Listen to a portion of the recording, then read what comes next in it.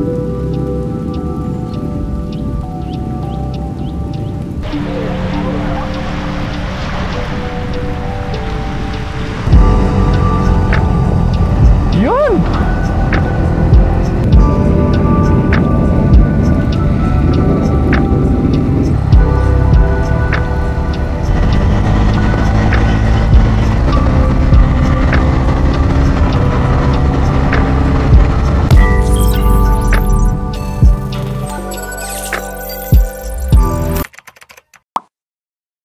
Total, napapadalas ang long ride natin sa malayo. Napag-isip-isip ko na kumuha ng unang adventure helmet natin. Ang ganda nito! Ito ay ang Aero Commander helmet. Italian helmet to na dinala sa Pilipinas sa tulong ng SEC Moto Supply. At nakuha natin siya sa presyong 17,900 pesos. By the way, excel ako sa helmet na to. It's handmade, but really, it comes from the heart. O, diba napakasweet ng message ng box? Welcome to the Aero family.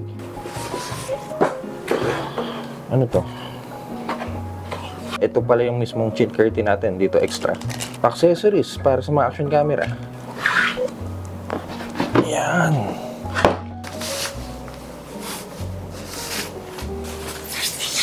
Dang.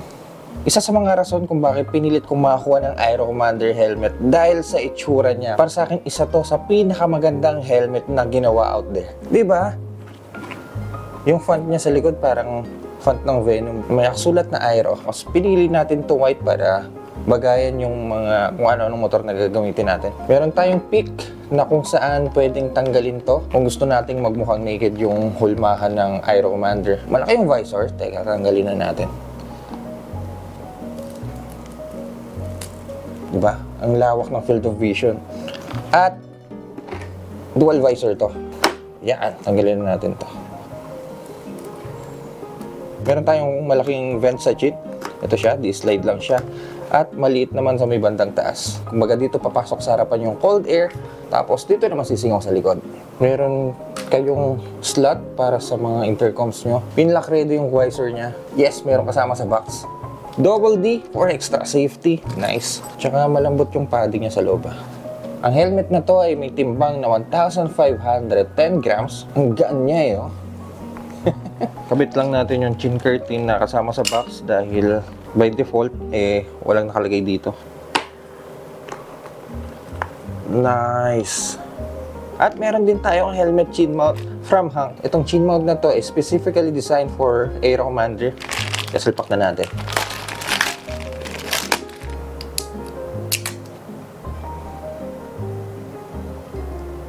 Ayan, okay na.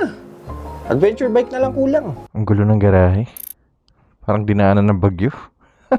For today's ride, hindi natin gagamitin si Sojo dahil mababa tong biyahe na to. At gusto ko man gamitin itong 10R natin at majority kasi ng mga kasama natin nakalitro. Pero mas may magandang bike tayo para sa ganitong trip. For today's ride, gagamitin natin ang bagong motor ng Triumph. This is the Triumph Scrambler 400X. Ito ang bagay sa mga ganitong klaseng ride.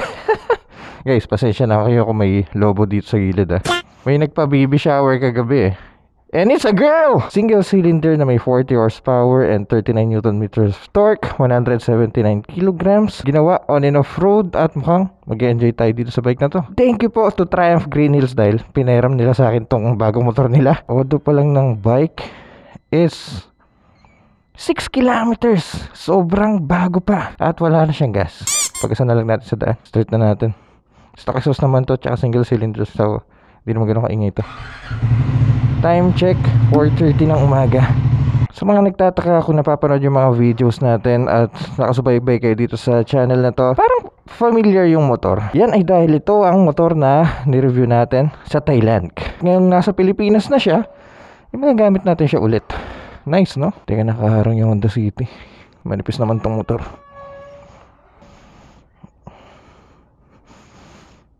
Huwag kang matatamaan. Yeah. Full tank 95, boss. Pagas muna tayo dito sa Caltex. Malayo biyahe natin, sir, Mindoro. Oo. Malayo, sir. 13 liters na fuel tank capacity. Dalawang bar kanina. Full tank is 729 pesos. Parang lakas nun. O mahal lang talaga gas ngayon. Lord, pingin po ng gabay. Bakit parang hina ng ilaw natin? Actually parang wala na tayong ilaw eh. Bakit gano'n? Ay! May switch pala to, hindi pala automatic to. Nakalimutan. Tapos pag high. Ay hindi, ito yung... Teka, bakit gano'n?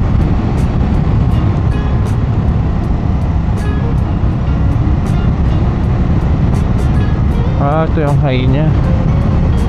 Oh? Meron ba? May tulong ba? Wala nga palang RFID dito. Sige, labas lang natin yung card natin. Hazard? Asa yung hazard? Yan. Pang S-Lex. Ito. Okay. Yun. Okay. Dito daw sila. Sabi sa GC Caltex Mount Plaza. Anong restaurant nga ulit yung meet up? Ito.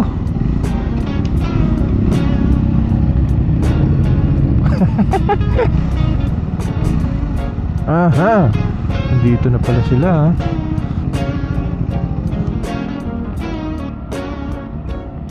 Rig yung fan, grabe no. Coach, morning. Buti nasama kayo. Natay ko lang to dahil last minute nga, nagka-problema pa to eh. Kamusta? Hindi lang ko naka 400. Brother Neil, kamusta? Pare, kanina pa kayo? Boss! Uy! Pare, lalayo ka, baka lagnatin ka. Boss Mike in the house. JD, Justin, si Don. Mas okay ba, Jow? Alin? Ito, kala ko 360 yan. Hindi, ano lang to, parang GoPro. Okay device. Ito ang Aero Commander helmet na gagamitin natin para sa ride na to. Ang ganda no? I mean, tignan nyo naman. Ang talim. Tsaka yung logo niya dito na Aero. Tindi, this is dual visor. Nice. Makuha nyo Sec Moto Supply sa may Caloocan. Gloves natin, Sukodo gloves. Ang paborito nating Sec Tactical Jacket. Sec pants also. At Nirvana waterproof. Meet up na natin dito sa may Caltex Mamplasan, or may Navy Mamplasan pala. Makasama natin si Doc Mel ulit, kasama natin gamit ang Kawasaki Z650. Motor ni GD na Triumph Trident. Motor ni Mike na Ducati MTS. Ang gamit kayo ni Coach, father of Jack Bunsho, ang Kawasaki Z650.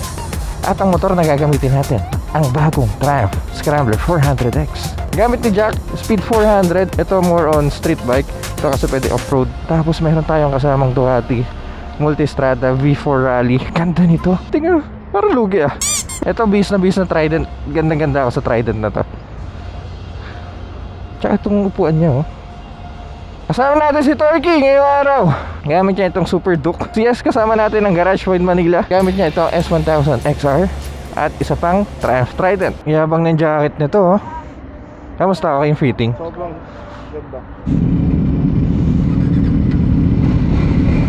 Gamit din ni Coach oh, pares kami ng jacket. Traction control naka-on. Wala naman riding modes to. Side mirror okay na. Insta 360 goods. Lalakas sa mga kasama natin. Pero hindi tayo papahuli, Scrambler.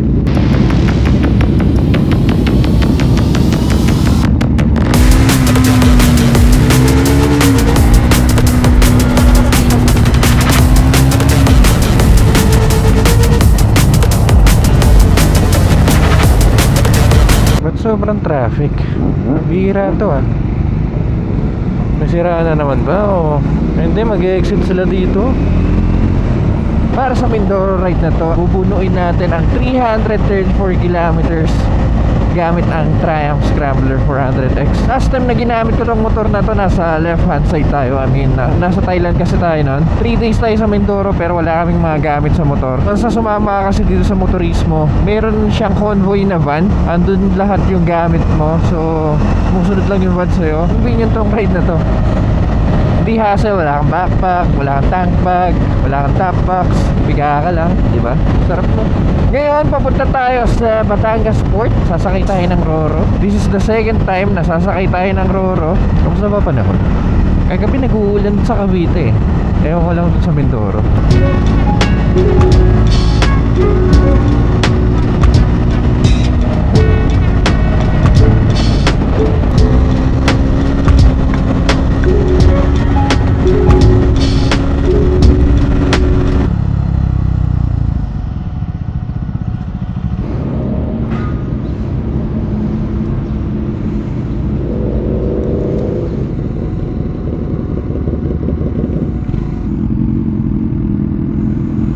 Ano yung remembrance mo? Remembrance mo na nakalagpas ka ng ano dulo ng Kailangan mo tayo pumupunta dito sa lugar na to. Bakit? Yung after ng ano, di ba? Yung malubak, no? Sorry sir. Yun yung motor mo.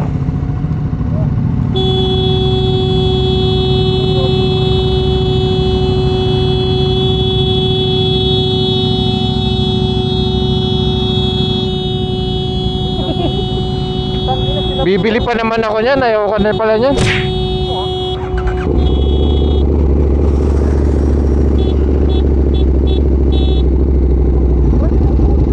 Loose lang siguro.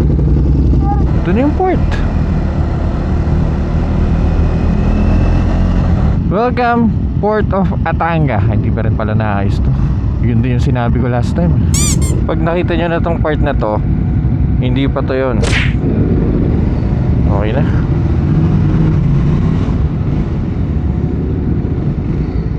Ikot tayo, tapos meron palong isa. Naka 100 kilometro na tayo simula nung nagpagas tayo, pero hindi pa nababawasan yung fuel gauge natin, oh.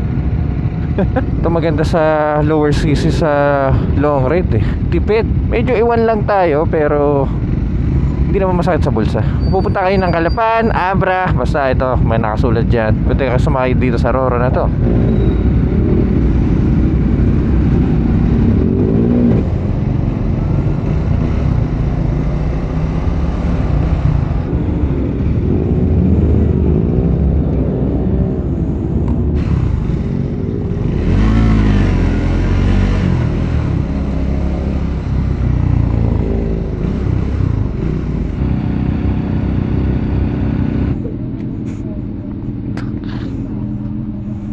Uy! Pero pala kamerang hindi tayo syempre. Angas yan eh. 5'9", ganyan tsura. Dito, dalawa pa. Oo. Pero yung sag niya, no, bumabaksak agad. Sa bigat. Okay lang gagamitin yung motor, tsaka dadalhin one day before. Hindi mo na i-ride drive. Dapat matayo muna. Ganyan na ganyan yun eh. Una may mga papyaw na ganyan. Napanood ko na to eh. Yung mga ganito. Dahan-dahan yung show. Oo. Dahan-dahan. Una mga ganyan lang. Sa dulo magtutulak na lahat eh. Galit yung motor, sabi. Kaya na may mali dito sa may-ari, ba't ganito mabuhat yan? Hala, nag long ride, sabi.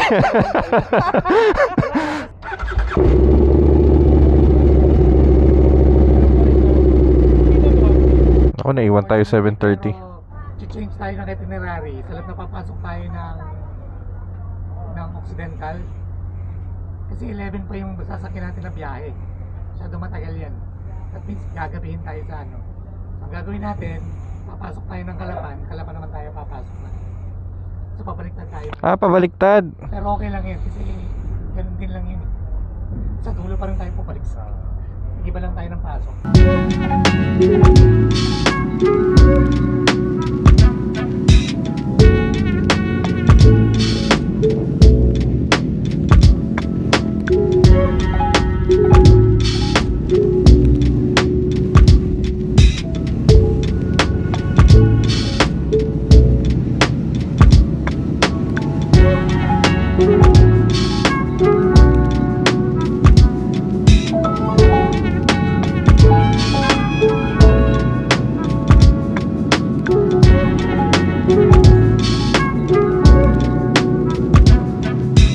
Dito? Para makapagpahinga kayo. Ah, okay. Ayos to ah. Aircon. Ilang oras biyahe ulit to? 2 hours. Okay naman dito, sana hindi tayo mahilo. Hindi mo Medyo dito. mahiluhin tayo. Pag ginon ko yan, di ba nandun yung sa handlebar mo? Pag ginon mo, may magkoconnect yun dyan. Yan ba yung 6,000 plus? Ito lang. 9,000. 9. Iba pa pala yun. Pwedeng relo yan. Pwede. Sa mga naging discussion natin kanina, na-inspire ako bro. Bago na mag-ayusin yung vlog. Bakit? Ano bang Kasi ginagawa parang- mo sa vlog mo? Hindi kasi nung kinakwento mo kung paano ko mag-vlog, sabi mo, ganun pala yun. Ewan ko kung nakikita nyo pero ayun yung Monte Maria, yung may malaking Mama Mary.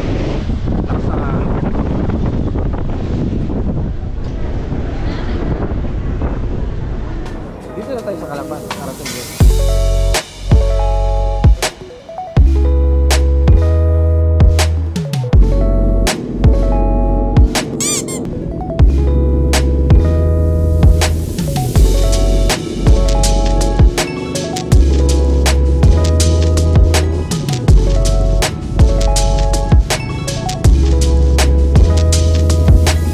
Nakakamiss naman dito. Gaano na ba katagal nung huling pumunta tayo dito? Mga 8 months? Tama ba? 8 months? Nung pumunta tayo dito sa Calapan, gabi yun nung pauwi tayo. Pero this time, may araw. Time check 1:00. Sobrang nabago yung itinerary. Yung dapat na dating natin sa Abra, nalipat dito sa Calapan. Well, wala naman tayo itinerary sa ngayon. Kakain lang tayo din. Pupunta tayo sa pag-i-stay natin. Sobrang init ngayon dito sa lugar to. May outside temperature ba ang Scrambler? Wala.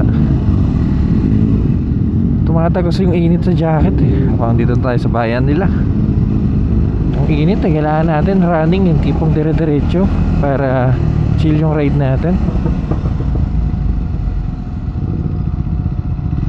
Dito tayo manananghalian sa may Sinag. Pagdating sa coffee ng Mindoro, siya rin yung may-ari ng Sinag. Internationally recognized siya as a licensed siya as a... Yun, nice to meet you po.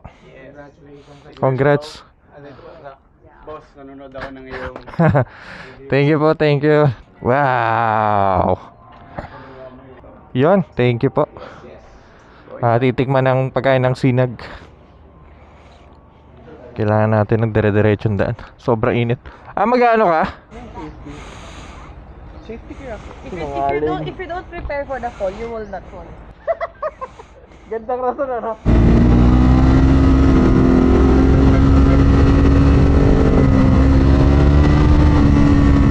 Ang gaan ng motor.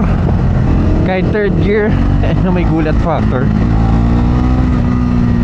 Pero dahil 400cc displacement lang to, andun yung feeling na para bang kailangan mo na magpalit agad ng gear. Itong 170 kilometers, mukhang sasaglitin lang natin to.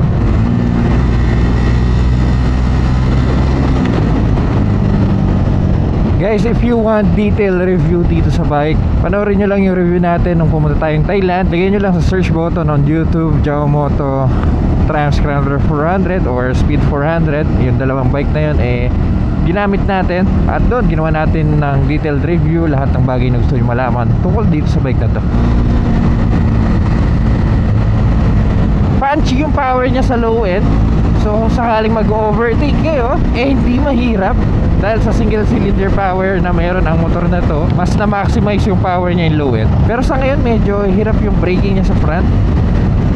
May delay and at the same time tumutodo sa daliri ko. I mean kung mag one finger braking ka, tama yung lever sa rest ng daliri mo. Hindi lang adjustable to, so hindi ko siya pwedeng ilayo sa preferred adjustment na gusto ko. Malupak yung kalsada pero maganda yung suspension natin Though hindi ko maipagkakailan na ano yung vibration niya. Makikita nyo dito panayalog ng Insa 360. Pero ito yung vibration na hindi nakakapagod.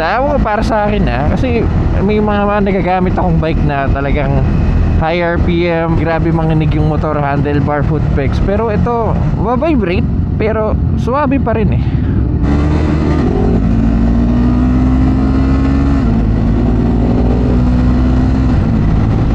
Andito na tayo sa nadaanan ko to dati, Victoria Rental Mindoro.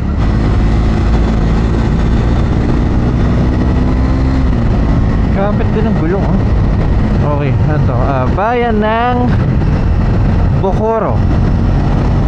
Wala lang masyadong mga tumadaan dito. Maluwag na yung daan. 25 kilometers papuntang Pinamalayan. Okay, downhill. Kaya parang naaalala ko tong liguan na to. Ito na, Municipality of Socorro. Ito, naaalala ko. Dito ako muntik matirikan ang Suzuki. Tapos may gasoline station dito sa may bandang kanan eh. Oo nga, ito nga. Ito na, off-road na. Ito na, babagay ang scrambler.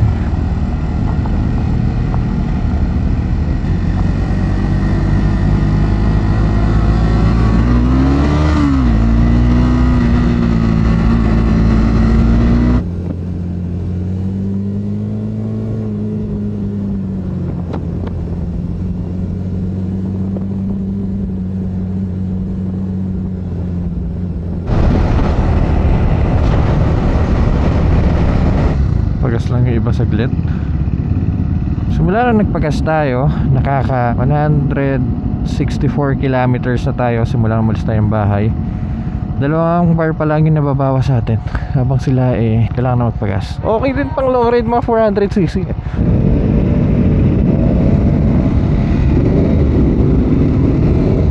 Pinamalayan! Paraiso ng Baghari. Ay! Pero kilala ko yun. Namit ko na si Tropa somewhere. Pag pupunta kayo dito sa Mindoro, asahan nyo na majority puro diretso yung daan.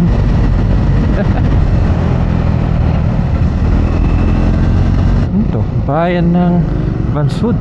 Daming checkpoint ngayon dito sa Mindoro.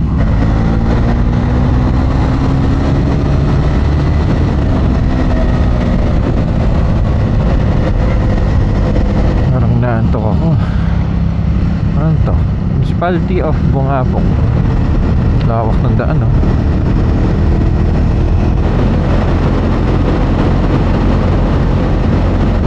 Kailangan natin ng kurbada. Inaanto ako sa diretso, grabe. Alam niyo yung sobrang dami yung kinain. Pagkatapos nun, ay na, patay na. Oo nga, ito nga, kanan nga tayo.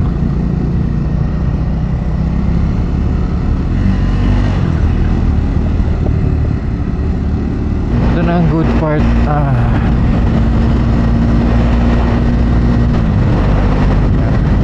Relaxing na. Wala na tayo masyadong kasabay. Walang mga natawid, dire-diretso lang. Doon lang naman medyo crowded sa may Calapan, sa may Socorro, sa may Pinamalayan. Ito ang magandang daan.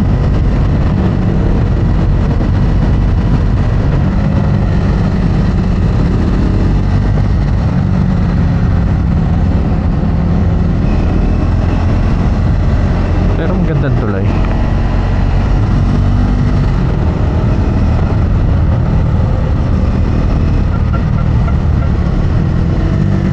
Parang hindi kami dumaan dito last time. Time check 5:30 na. Palabog na yung araw. At dito pa rin tayo sa Barangay San Aquilino, Rojas. Ewan ko, yun yung nakasulat Pag dumiretso tayo, Mansalay, Bulalakaw. Doon na pala.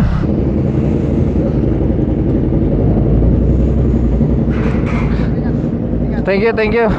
Nagko-promote ng tourism, nice. Kilala tayo dito.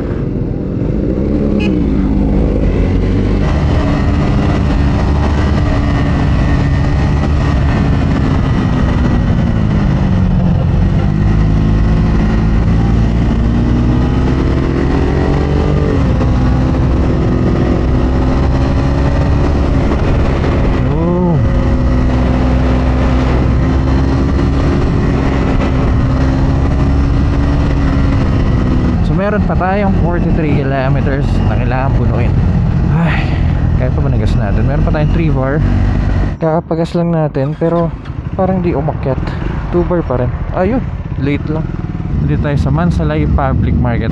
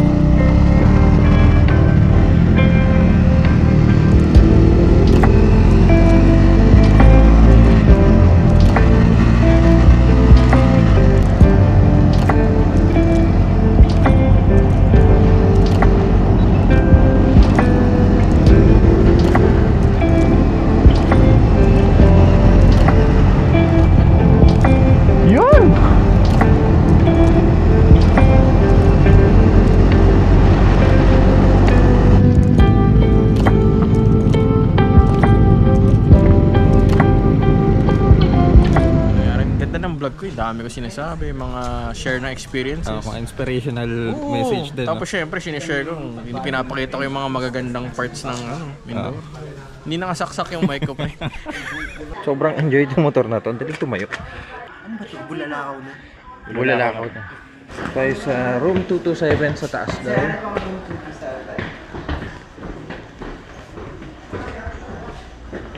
Ah, okay. Thank you.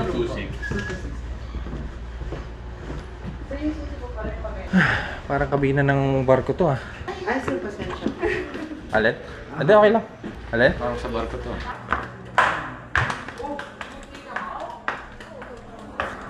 Brother ah. Yeah, thank you. Tsaka isang tropa mo. This is the second day of our Mindoro loop. At andito na tayo ngayon sa may Bulalakaw, Mindoro. Ito yung by the sea. Ganda ng shorts mo, Torque. Sa Bulalakaw, Mindoro. Ang cool ng pangalan, no? Bulalakaw. Ano hindi ka ba sasama? Biglang napasama last prank. Grabe galaan nito ni Jack. Isang araw lang, nasa Thailand to eh. Bro, Pupunta dun ba? nauna pala kayo? Init ng lupa. Buhangin pala. Seryoso ba yan? Ang layo naman ng bangka ko. Yes, kailangan natin to sa buhay.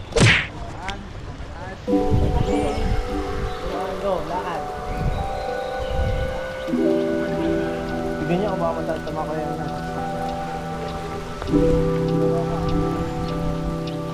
Sakay tayo dito sa kayak. Magdadrive ako hanggang Mindoro. Boss, pwede na tumayo?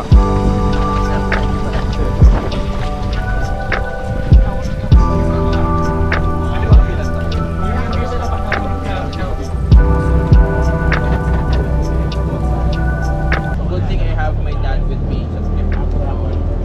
I feel secure. Pag ikaw tinulak ko mamaya. Wala, may nainggit oh. Ako nga rin. Dalawa lang.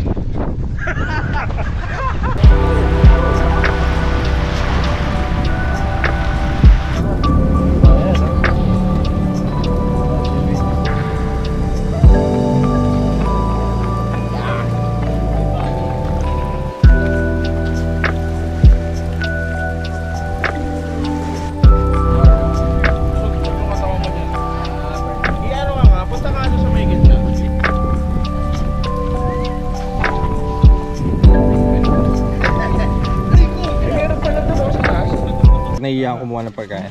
Kaya Alexis, Nyari, gawa ka montage. Pwede ka ng isa. Ride out na tayo mga cutie pies. Motor natin, okay pa. Alam nyo dito sa Triumph Scrambler 400, yung sprocket natin, yung kadena natin, habang yung mga ibang motor ay nasa kaliwa, actually lahat ng motor dito nasa kaliwa, siya nasa kanan. No? Kakaiba no? Parang simple pa nung bike. Kung sakaling magkakaroon ako ng ganitong motor, parang dami kong gustong gawin. Tanggalin ko to, tanggalin ko to, lalagyan ko ng bar end. Yung parang ganitong bar end kay Nilo. Ganda nito eh. Brother, magkano to? 25,000. 25! Wag na pala. Di siya salamin eh. Polish. Ang tawag dito? Polish metal. Polish metal. Itong part na to, manipis lang to eh.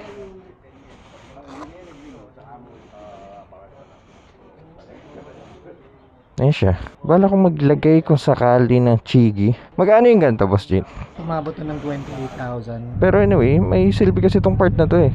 Sakaling mag-offroad kayo at mumpog yung helmet nyo dito, eh, hindi gano'n kasakit. Palit leather sa akin to, tanggal to, tanggal to. Dami kong gustong gawin dito, hindi maakin to.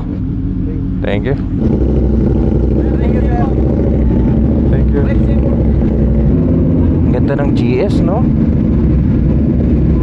Grabe.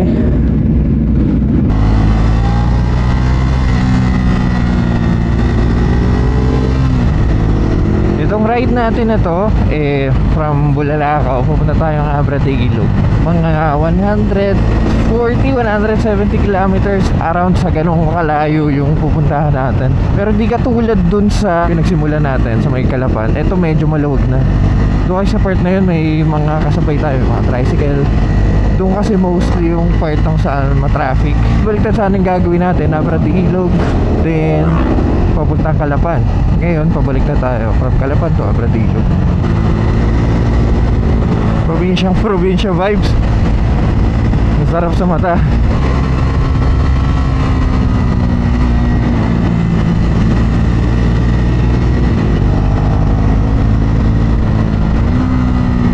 Oy! R3 yan ah. Meron pang yung mahabang ilog akong natatandaan. Ewan ko parang dito yun.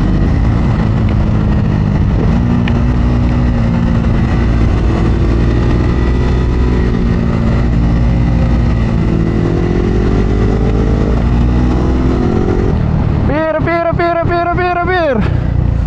Aray ko! Sakit kumapir ng mga bata.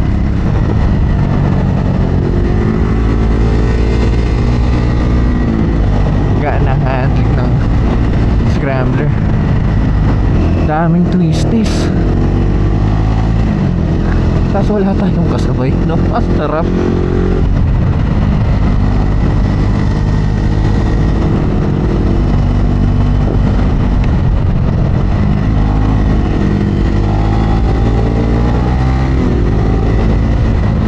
Daming mga si kuya, oh.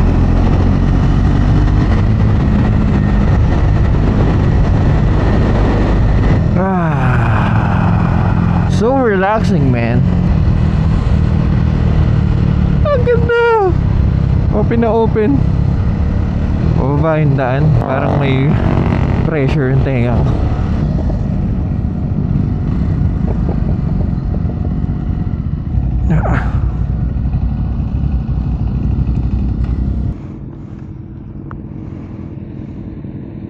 Actually, hindi ko alam kailan tayo. 1, 2. Ito yung gusto ko dito sa lugar na to. Hinto ka sa kung saan mo trip, tapos ganito makikita mo.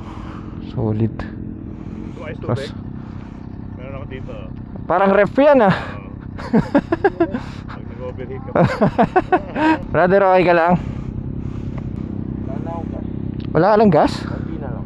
Abot naman siguro yan, ano? Mga nasa Debote, okay lang ba? Hindi na. Coke mamili ka, Coke, Sprite, Royal, Mountain Dew. Mountain Dew. Sa bagay. Super Duke.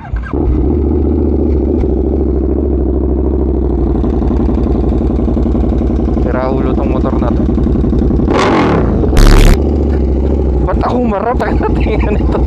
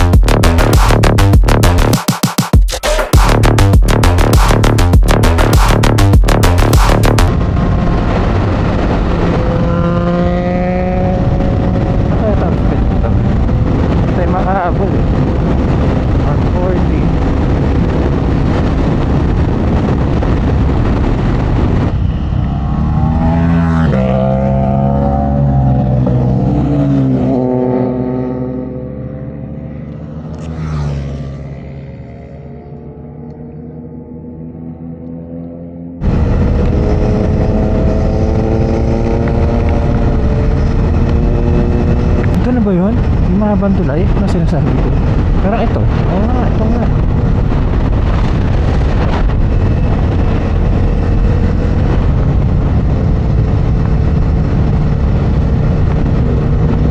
Sarap naman this view.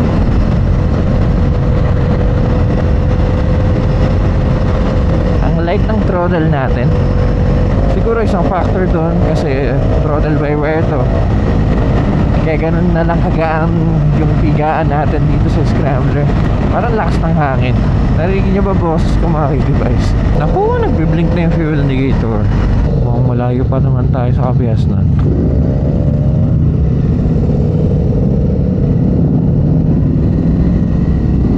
Pero 2 bar pa ako eh. Ilang kilometers na lang kaya ang kayang takbo nito? 70 kilometers. Wow,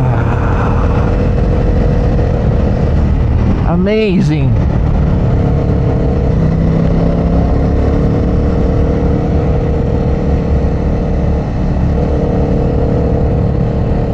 Eskwelahan ba to?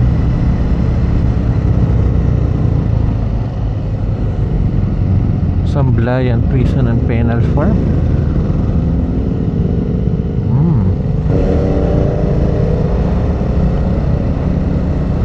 bridge na red.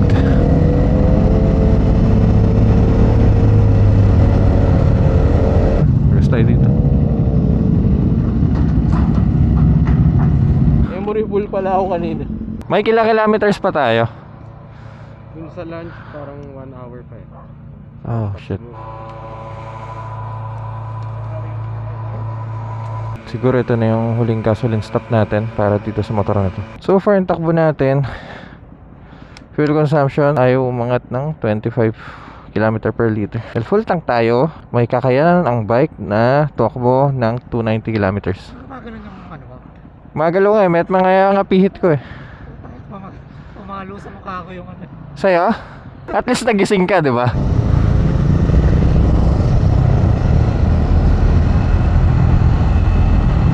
Luwag oh.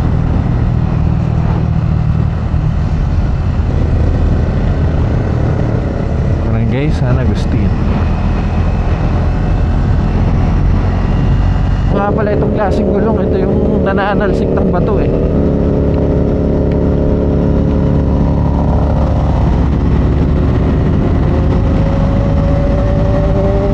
Sama na naman. Sira ulo to.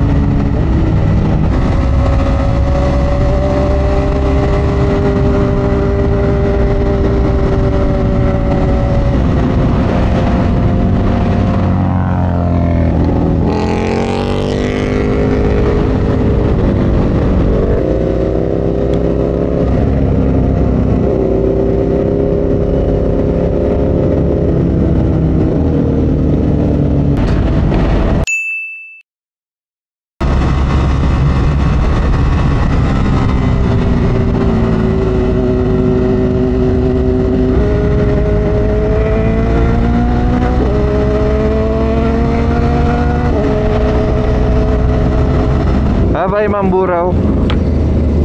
Hanggang sa muli. Ang daming good stuff dito sa Mamburao, no? So bagay, ito yung capital ng Occidental. Kung magmi-Mindoro loop kayo, kung sisimulan nyo, may dalawa kayong option. Either doon kayo sa Abra de Ilog magsimula or sa Calapan, which I suggest dito kayo magsimula sa may Abra de Ilog.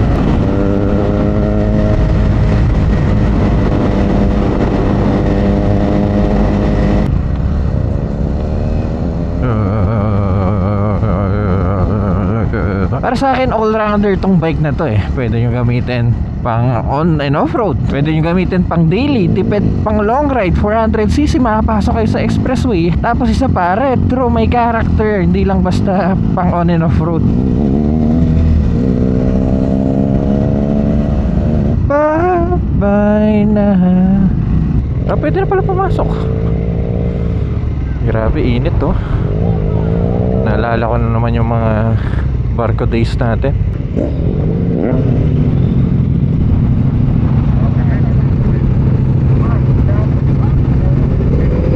Lakas ng hangin, grabe. Pwede na daw pumasok.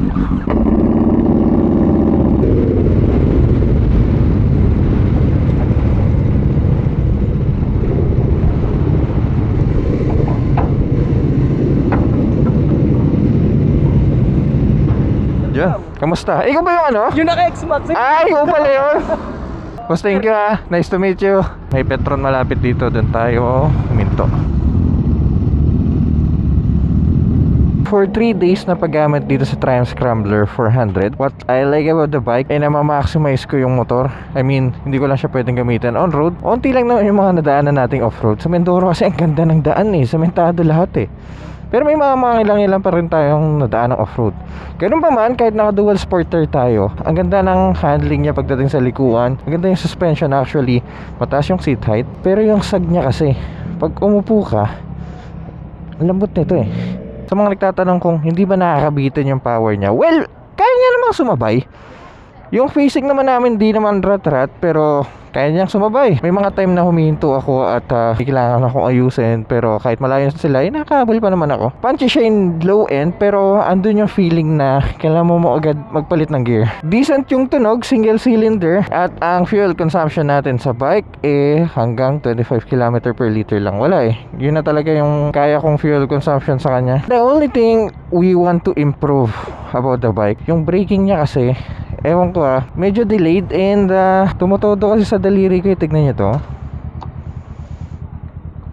So kailangan natin sabayan ng foot brake. Pero overall, goods to kung gusto nyo ng scrambler look na pwede mong gamitin ng light off-roading. Again, big thank you po sa Triumph Green Hills for letting me experience the bike. Kung gusto nyo upuan, sakyan, makita yung personal ang motor na to, please do visit Triumph Green Hills.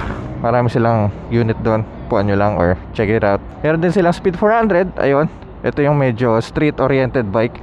Ito on and off-road bike, light off-road. Ano masabi mo sa bike? Considering it's 400cc lang, may power pa rin naman siya. Maganda rin yung ano niya, yung response niya, yung throttle response. Yung delay, saktong-sakto lang siya. Gano'n na para sa akin kasi mabilis ako makaramdam ng gano'n minsan.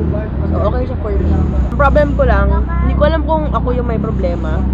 Yung pwesto dito, pag nakaupo na ako, parang sobrang nakabend na yung pa ako. Kaya minsan nangangalay na ako. Baka ako lang. Oh, thank you sa lahat ng lahat. Thank you. Thank you.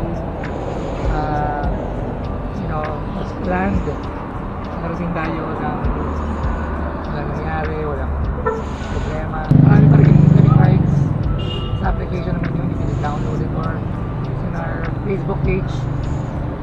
Dito tayo mag-iwalay-walay, pero pwede pa rin tayo magsama-sama papunta namin. We're all moving to that direction.